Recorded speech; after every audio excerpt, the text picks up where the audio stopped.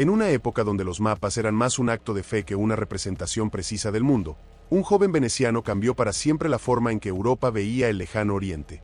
Su nombre era Marco Polo.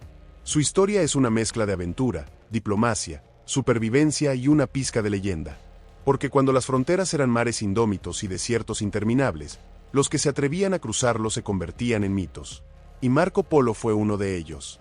Marco Polo nació en Venecia en el año 1254, en el seno de una familia de comerciantes. Su padre, Niccolo, y su tío Maffeo, eran mercaderes avesados, hombres de mundo que no temían a los caminos lejanos. De hecho, cuando Marco aún era un niño, su padre y su tío ya habían realizado un viaje hasta las mismísimas puertas del Imperio Mongol en Asia. Eran viajeros audaces que comerciaban con joyas y especias en rutas peligrosas. La familia Polo no era ajena a los riesgos. En 1260, Niccolo y Maffeo habían partido hacia el este, siguiendo la ruta de la seda, y tardaron 9 años en regresar. Traían consigo no solo sedas y piedras preciosas, sino también una invitación del mismísimo Kublai Khan, emperador de los mongoles, quien les pidió que regresaran con sabios cristianos y aceite de la lámpara del Santo Sepulcro de Jerusalén. Para Marco, aquel relato fue una chispa. En 1271, los 3 polos zarparon de Venecia, sin saber que no volverían hasta 24 años después. Marco tenía apenas 17 años. Así comenzó un viaje que llevaría a Marco Polo a cruzar continentes, a hablar lenguas desconocidas, sobrevivir a tormentas de arena en el desierto y a las intrigas palaciegas en la corte más poderosa del mundo. Un viaje que más tarde relataría en un libro que cambiaría el rumbo de la historia, Los viajes de Marco Polo. El viaje fue una odisea. Atravesaron Armenia, Persia, el desierto de Gobi y las montañas del Pamir, donde Marco contrajo una enfermedad que lo dejó postrado durante meses. Pero cada paso los acercaba al legendario Catay, como entonces se llamaba a China. Finalmente, en 1275, llegaron a Sanadú, el palacio de verano de Kublai Khan. El emperador, impresionado por la inteligencia y curiosidad de Marco, lo tomó bajo su protección. Así comenzaron los 17 años del veneciano al servicio del hombre más poderoso de Asia. El camino fue una prueba constante, no solo por la geografía, sino por las enfermedades, los bandidos, el hambre y las traiciones. Pero Marco Polo demostró ser más que un joven curioso. Su inteligencia, habilidad para aprender idiomas y su capacidad de observación llamaron rápidamente la atención del Gran Khan. Kublai Khan, nieto de Gengis Khan, gobernaba un imperio que se extendía desde Corea hasta Hungría. Marco aprendió mongol, estudió sus costumbres y se ganó la confianza del Khan, quien lo envió como emisario a rincones remotos, desde los bosques de Birmania hasta las islas de Indonesia. En cada misión, Marco documentaba todo: la pólvora, el papel moneda, los puertos bulliciosos de Hangzhou. Maravillas que Europa ni siquiera soñaba. Pero ¿cómo logró un extranjero ganarse el favor del emperador? La respuesta está en su capacidad para observar y adaptarse. Marco no solo era un mercader, era un diplomático, un explorador y sobre todo un narrador. Sus relatos detallados sobre las provincias mongolas ayudaron a Kublai Khan a administrar su vasto imperio. Sin embargo, el tiempo corría. Para 1292, los Polo anhelaban regresar a casa. El Khan, ya anciano, les encomendó un último encargo: escoltar a una princesa mongola hasta Persia, para casarse con un príncipe. Fue el inicio de su viaje de regreso y de una nueva aventura. Kublai Khan quedó impresionado con Marco Polo. A diferencia de muchos europeos que llegaban al este con prejuicios, Marco mostraba una curiosidad insaciable. Aprendió rápidamente lenguas locales, se adaptó a las costumbres mongolas y sobre todo, supo ganarse la confianza del emperador. Fue así como el joven veneciano comenzó a desempeñar roles clave dentro del imperio, no como un simple observador, sino como emisario y funcionario del mismísimo Khan. Durante años Marco Polo viajó por todo el extenso imperio en misiones diplomáticas. Desde las provincias del sur de China hasta las selvas del sudeste asiático, recorrió regiones que ningún europeo había pisado antes. Visitó ciudades legendarias, describió la riqueza de la corte imperial, el uso del papel moneda, un concepto totalmente desconocido en Europa, y los intrincados sistemas administrativos del imperio mongol. En sus relatos, hablaba de ciudades con calles pavimentadas, de puentes colosales, de mercados con especias que embriagaban el aire. Describía animales exóticos como los rinocerontes, que en Europa se confundían con unicornios, y costumbres que parecían sacadas de una fábula, como el uso de carbón como combustible o las celebraciones del Año Nuevo lunar con fuegos artificiales. Pero Marco Polo no se limitó a observar. También participó. Fue nombrado gobernador de una ciudad durante 3 años, lo que demuestra el nivel de confianza que Kublai Khan depositó en él. Su influencia era tal que podía entrar en la corte sin anunciarse, algo reservado a los más cercanos al emperador. Sin embargo, con el paso del tiempo, los Polo comenzaron a añorar su hogar. Habían pasado ya más de 15 años desde que partieron de Venecia y deseaban volver. Pero el Khan no estaba dispuesto a dejar ir tan fácilmente a sus valiosos colaboradores. Finalmente, surgió una oportunidad: escoltar a una princesa mongola hasta Persia, donde debía casarse con un príncipe local. Así, los Polo emprendieron el viaje de regreso por mar, una ruta larga y peligrosa que los llevó a cruzar el Océano Índico, bordeando la India y el Golfo Pérsico. La despedida de Kublai Khan no fue fácil. Aunque el emperador confiaba en los Polo, desprenderse de Marco le costó. Llevaba décadas sirviéndole como ojos y oídos en territorios lejanos. Pero la promesa de escoltar a la princesa Kokachin hasta Persia era una misión crucial.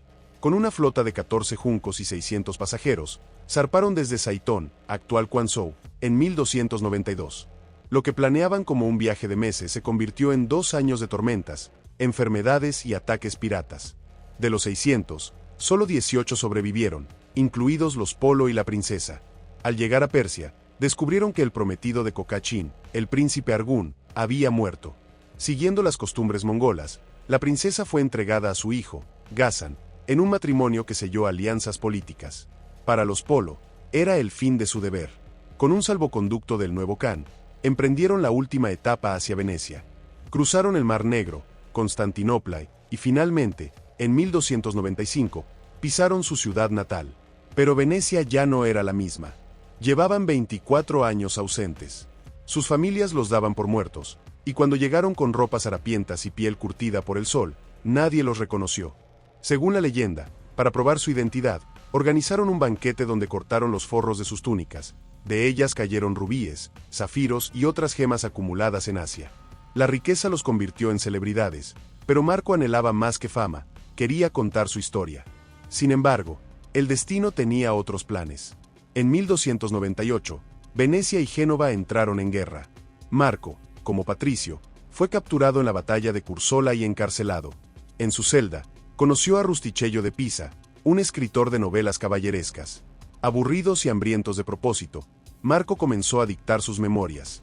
Rustichello las escribía en francés antiguo, mezclando hechos con toques de fantasía. Así nació Il Milione, el libro que Europa esperaba, y que muchos no creerían. Las historias sonaban a invención: ciudades con paredes de oro, tribus caníbales, un imperio donde el carbón ardía como madera y el dinero era papel.